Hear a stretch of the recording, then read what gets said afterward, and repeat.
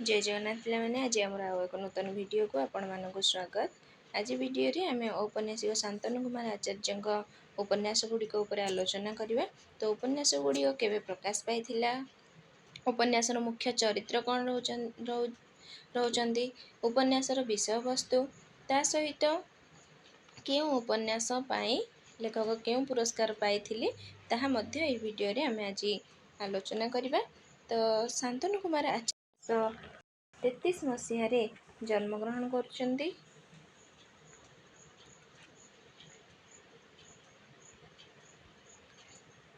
तो तांकर प्रथम उपन्यास जदि आमे देखिबा ताहले नरकिन्नर जहाँकि 1965 मसीह प्रकाश पाइथिला।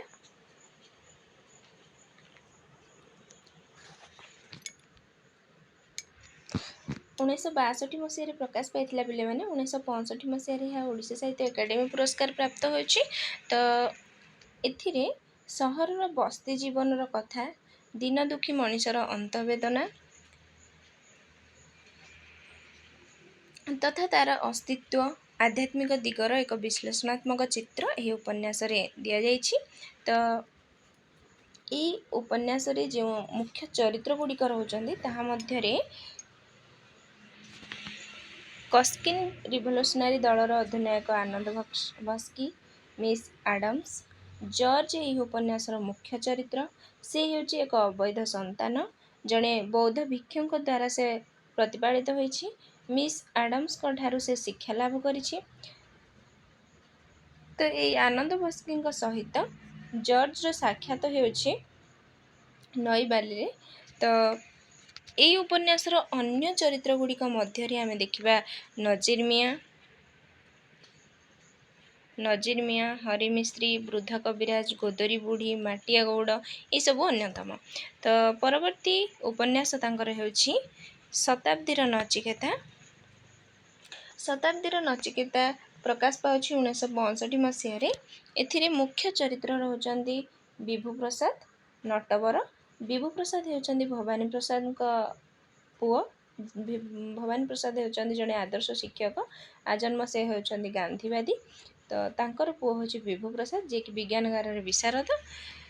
नटवर यात्रा दलर अभिनेता ओला राउतंग पुओ, से मध्य विज्ञान गार रे विशारद। तो विभू प्रसाद गाँ रे कृषि फार्म करिछि। नटवर सर्वहारा राजनैतिक दल गठन करिछि। तो से माने दुई बंधु एही उपन्यास रे राजनैतिक और आध्यात्मिक चेतना मिसी थिबार देखा जाए। तो नचिकेता जो नामकरणटी एठारे करा जाइछि उपन्यासर सेथिरे से नचिकेता हेउछि वामपंथी चिंताधारार प्रतीक भावरे नचिकेता को ग्रहण करा जाइछि। तो एठारे आउ एक चरित्र हेउछि मनमोहन जे कि थिलावाला गोष्ठीर प्रतीक। तो यही उपन्यासर एक अंश जहाँकि परीक्षा रे आसे बा आसीबार संभावना रही से भली एक अंश होछि आमको डेई पड़िबा को हेबो निया भितर को, मातृभूमि को रक्षा करबा को हेबो खंड मानक हातरु, ठक मानक दलिबा को हेबो, पंडारी मानक रुद्धश्वास करबा को हेबो। तो परवर्ती उपन्यास आमे देखिबा तीनोटी रातिर सकाळ। एही उपन्यासटी 1969 मसीह प्रकाश पाए। उपन्यासर कथावस्तु जदि आमे देखिबा ताहले आदर्श जीवन खोजु खोजु विभू प्रसाद और नटवर केउ भली भाबरे पथ हुडी जाइछन्ते से कथा ए उपन्यास रे रहिछि। तो पूर्व उपन्यासर चरित्र विभू प्रसाद और नटवर एही उपन्यास रे मध्य देखिबा को मिलंती। तो अन्य चरित्र गुड़िक मध्य डॉक्टर जेना, अध्यापक सेठी, मुरासा ए समस्त रहउचन्ती। ता सहित देखिबा एमानकर द्वंद्व रहुछि उपन्यास रे। तो मुरासा धनीपुत्र गवेषणारत मनमोहन द्वारा होइछि अंतसत्व। निर्वाचन रे हारी चाकरी हराई विष पान करी मिस्टर सेठी आत्महत्या करछन्ती। विभू प्रसाद मेहेंदर कन्या को विवाह करछि। ए भली भाबरे ए उपन्यासर कथावस्तु रहुछि। तो परवर्ती उपन्यास होछि दक्षिणावर्त, जहाँकि 1973 मसीह रे प्रकाश पाउछि। भारतीय संस्कृति, परंपरा और आध्यात्मिक चेतना को आधार करी यही उपन्यासटी रचित। एथिरे नायक हेउछि रैको जाबाळ। से मातृभूमि को निंदा करिछि। ता भितरे वसुंधैव कुटुंबकम चिंताधारा ରହିଛି। ତ ଏଥିରେ ଅନ୍ୟ ଚରିତ୍ର ଗୁଡ଼ିକ ହେଉଛନ୍ତି ଅହଲ୍ୟା ବାଉରାଣୀ, ଧୋବା, ବୁଢ଼ାବୁଢ଼ୀ, ଗନ୍ଧ ବ୍ୟବସାୟୀ, ନାଉରୀ ଚନ୍ଦରା, ସମସ୍ତେ ରଇକ ସାଥିରେ ଦକ୍ଷିଣକୁ ଯାତ୍ରା କରିଛନ୍ତି। ତ ଜାବାଳର ଆଦର୍ଶ ହେଉଛି ଡେମୋକ୍ରାସି, ଦାର୍ଶନିକ ଚେତନା ସମ୍ବଳିତ ସାମାଜିକ ଉପନ୍ୟାସ ହେଉଛି ଦକ୍ଷିଣାବର୍ତ୍ତ। ତ ପରବର୍ତ୍ତୀ ଉପନ୍ୟାସ ହେଉଛି ଶକୁନ୍ତଳା ଉପନ୍ୟାସ। ଏହା ହେଉଛି ଲେଖକଙ୍କର ଏକ ରାଜନୈତିକ ଉପନ୍ୟାସ। ଏଥିରେ କଣୁଆ ଗ୍ରାମର କଥା ରହିଛି। କଣୁଆ ଗ୍ରାମର ଜଗନ୍ନାଥଙ୍କ ବିଷୟରେ ବର୍ଣ୍ଣନା କରାଯାଇଛି। ଏଥିରେ ଅସୁର ନଦୀ କଥା ରହିଛି। ସ୍ୱାଧୀନତା ପରବର୍ତ୍ତୀ ସମୟର ଭାରତର ସାମାଜିକ ଚିତ୍ର ଓ ରାଜନୈତିକ ଚିତ୍ର ଏଥିରେ ଲେଖକ ପ୍ରଦାନ କରିଛନ୍ତି। ନକ୍ସଲ ଆନ୍ଦୋଳନକୁ ଏହି ଉପନ୍ୟାସରେ ବ୍ୟଙ୍ଗ ବିଦ୍ରୂପ କରାଯାଇଛି। ନକ୍ସଲବାଦର ବିଫଳତାକୁ ଇଙ୍ଗିତ କରାଯାଇଛି ଏହି ଉପନ୍ୟାସରେ। ତ ହିଂସାତ୍ମକ ମାର୍ଗରେ କୌଣସି ସମସ୍ୟାର ସମାଧାନ ସମ୍ଭବ ନୁହେଁ, ଏଥିପାଇଁ ଅହିଂସା ମାର୍ଗ ଆବଶ୍ୟକ ବୋଲି କୁହାଯାଇଛି। ଏଥିରେ ଥିବା ଅନ୍ୟତମ ଚରିତ୍ର ଗୁଡ଼ିକ ହେଉଛନ୍ତି ହରିଗୋତିଆ, ଦାମାଗୌଡ଼, ଚତୁର୍ଭୁଜ ଦଳେଇ, ନାରେଣା, ବ୍ରଜେନ୍ଦ୍ର, କୁଷା, ରଘୁଆ, କଳ୍ପନା, ଏମାନେ ସମସ୍ତେ। ତ ଏହି ଉପନ୍ୟାସରେ ମିଥ୍ର ବ୍ୟବହାର ହୋଇଛି।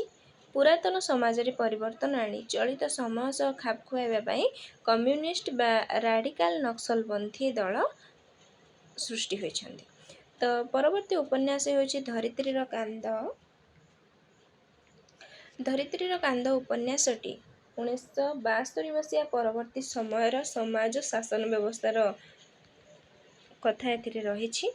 ତ ଏଥିରେ ଚରିତ୍ର ହେଉଛନ୍ତି ଦେବଦତ୍ତ, ଯଜ୍ଞଦତ୍ତ, କରିମିଆ, ତାଙ୍କର ଭଉଣୀ ହେଉଛି ଇନ୍ଦୁ, ବୃହସ୍ପତି ମିଶ୍ର, କୃଷ୍ଣ ମହାନ୍ତି, ଅରକ୍ଷିତ ମଲ୍ଲିକ, ଏହିସବୁ ଚରିତ୍ର ଗୁଡ଼ିକ ଏଥିରେ ରହୁଛନ୍ତି।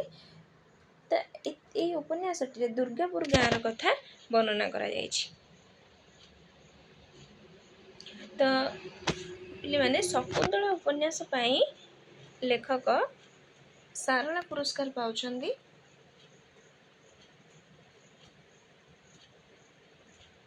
ମନେ ରଖିଥାନ୍ତୁ, ଏଇଟା ଗୋଟେ ଗୁରୁତ୍ୱପୂର୍ଣ୍ଣ ପ୍ରଶ୍ନ ଆପଣମାନଙ୍କ ପାଇଁ। ତ ପରବର୍ତ୍ତୀ ଉପନ୍ୟାସ ହେଉଛି ମନ୍ତ୍ରୀଙ୍କ ସେୟାର। ଏଥିରେ ନାୟିକା ହେଉଛନ୍ତି ସୁପ୍ରଭା ଦେବୀ, ତାଙ୍କର ସ୍ୱାମୀ S.N. ସିଂହଦେଓ, ବଳିୟାର ସିଂ, ପୁତ୍ର ସତୀଶ।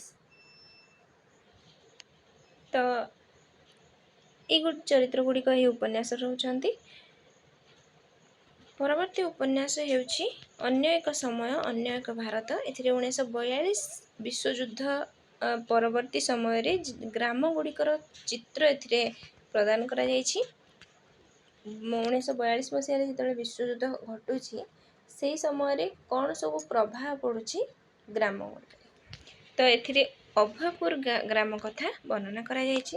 ଏଥିରେ ଚରିତ୍ର ରହୁଛନ୍ତି ସାରିଆ, ଯିଏକି ଆଧୁନିକ ରାଜନୈତିକ ନେତାଙ୍କୁ ଆଦିମ ଗୁହା ମଣିଷ ବୋଲି କହିଛି। ଲକ୍ଷ୍ମୀଧର ଚରିତ୍ର ରହୁଛନ୍ତି। ଲକ୍ଷ୍ମୀଧର ହେଉଛି ଗାନ୍ଧୀବାଦୀ ଚରିତ୍ର। ଲକ୍ଷ୍ମୀଧରର ବଡ଼ ପୁଅ ମାର୍କ୍ସବାଦୀ ଲେନିନଙ୍କ ନୀତିକୁ ଗ୍ରହଣ କରିଛି।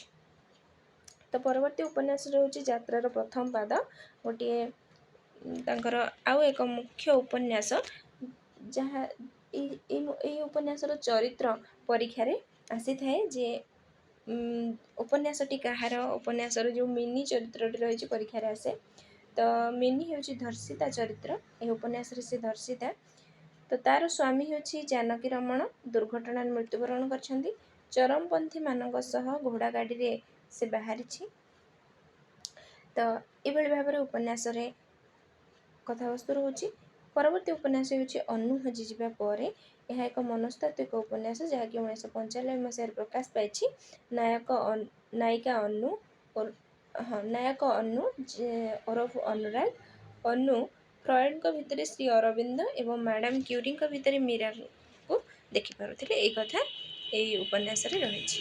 ତ ପରବର୍ତ୍ତୀ ଉପନ୍ୟାସ ଅଦୃଶ୍ୟ ଜଗତରୁ ବାର୍ତ୍ତା, ଯାହାକି 1999 ମସିହାରେ ପ୍ରକାଶ ପାଇଛି। ଏଥିରେ ଚରିତ୍ର ହେଉଛନ୍ତି ଟମ୍ ଲେଥବ୍ରିଜ, ମୀନା। ଡାହାଣୀ ବୁଢ଼ୀ ପାଖରେ ଯେଉଁ ବିଦ୍ୟା ଥିଲା ତା ନାଁ ଅଷ୍ଟାଲ ଫଇଟ୍, ଆକାଶୀ ବିଦ୍ୟା। ଟମ୍ ଦୁଇଟି ବିଶାଳ ମୂର୍ତ୍ତି ଆବିଷ୍କାର କରିଥିଲେ, ଗଣ ଓ ମ୍ୟାଗକ୍। ପରବର୍ତ୍ତୀ ଉପନ୍ୟାସ ହେଉଛି ବିଲିଗୋଟ ବନାମ ଉର୍ବେଳ ଘଟକ। ଏଥିରେ କ'ଣ ରହିଛି ନା ଉଡ଼ିଆନ୍ ବୌଦ୍ଧତନ୍ତ୍ରର ପ୍ରଭାବ କଥା ରହିଛି। ବିଲିଗୋଟ କରିଶ୍ମା ପରିଜା, ଲୀଳାକୁମାରୀ, ପିନାକୀ, ଅରୁଣା, ଲୀଳାଙ୍କର ପୁଅ ଇନ୍ଦ୍ରଭୂତି, ଝିଅ ଲକ୍ଷ୍ମୀଙ୍କରା। ଅରୁଣାର ସ୍ୱାମୀ ଥିଲା ଜଣେ गे। ତ ଏଇ ଚରିତ୍ର ଗୁଡ଼ିକୁ ନେଇ ଏହି ଉପନ୍ୟାସଟି ରଚିତ ହୋଇଛି। ପରବର୍ତ୍ତୀ ଉପନ୍ୟାସ ତୃଷ୍ଣା, ଯାହାକି 1999 ମସିହାରେ ପ୍ରକାଶ ପାଏ। ଏହା ଏକ ଭ୍ରମଣ ଉପନ୍ୟାସ। ମୁଖ୍ୟ ଚରିତ୍ର ହେଉଛି ତୃଷ୍ଣା, ଦାମୋଦର ଷଡ଼ଙ୍ଗୀ। ତ ପରବର୍ତ୍ତୀ ଉପନ୍ୟାସ ହେଉଛି ଅନମାର କନ୍ୟା। ଚିତ୍ରୋତ୍ପଳାର ନାମ ଅନମା ନଈ। ଏଠାରେ ବୁଦ୍ଧଙ୍କ କଥା କୁହାଯାଇଛି। କେକ୍ସିଗର ଗାଁ, ରଘୁନାଥ କଲାମ ହେଉଛନ୍ତି ମୁଖ୍ୟ ଚରିତ୍ର। ଅନ୍ୟ ଏକ ଚରିତ୍ର ହେଉଛନ୍ତି ଦିବ୍ୟଶଙ୍କର। ତ ତାଙ୍କର 9ଟି ଉପନ୍ୟାସ ଅଦ୍ୟାବଧି ପ୍ରକାଶ ପାଇଛି। ତ ଲେଖକ ଏକ ମତ ତାଙ୍କ ଉପନ୍ୟାସ ବିଷୟରେ ଦେଇଛନ୍ତି ଯେ ମୁଁ ଉପନ୍ୟାସ ଲେଖେ ଲୋକପ୍ରିୟତା ଅର୍ଜନ ପାଇଁ ନୁହେଁ, ଏକ ନିର୍ଦ୍ଦିଷ୍ଟ ଦର୍ଶନ ଉପସ୍ଥାପନ କରିବା ପାଇଁ। ତ ଏଇ ମତଟି ଦେଇଥିବ, ପ୍ରଶ୍ନ ଆସିବ ଯେ ଏଇ ମତଟି କେଉଁ ଔପନ୍ୟାସିକଙ୍କ ମତ, ଏଇଭଳି ଭାବରେ ପ୍ରଶ୍ନ ମଧ୍ୟ ଆସିଥାଏ। ତ ଇଏ ଥିଲା ଶାନ୍ତନୁ କୁମାର ଆଚାର୍ଯ୍ୟଙ୍କର ଉପନ୍ୟାସ ଗୁଡ଼ିକ ବିଷୟରେ କିଛି ତଥ୍ୟ, ଯାହା ପରବର୍ତ୍ତୀ ସମୟରେ ଆପଣମାନଙ୍କ ପାଇଁ ଉପାଦେୟ ହେବ, ଆପଣମାନଙ୍କ ପ୍ରସ୍ତୁତି ନିମନ୍ତେ ସାହାଯ୍ୟ କରିବ। ତ ଧନ୍ୟବାଦ ପିଲାମାନେ। ଏହିପରି ନୂତନ ଭିଡ଼ିଓ ପାଇବା ପାଇଁ ଆମ ଚ୍ୟାନେଲକୁ ସବସ୍କ୍ରାଇବ୍ କରିଦିଅନ୍ତୁ, ଆମ ସହିତ ଯୋଡ଼ି ହୋଇ ରହିଥାନ୍ତୁ, ସାଙ୍ଗସାଥିମାନଙ୍କ ସହିତ ମଧ୍ୟ ସେୟାର କରିଦିଅନ୍ତୁ। ତା ସହିତ ଆପଣମାନଙ୍କର ମନ୍ତବ୍ୟ ନିଶ୍ଚିନ୍ତ ଭାବରେ କମେଣ୍ଟ ମାଧ୍ୟମରେ ଆମକୁ ଜଣାନ୍ତୁ। ଧନ୍ୟବାଦ।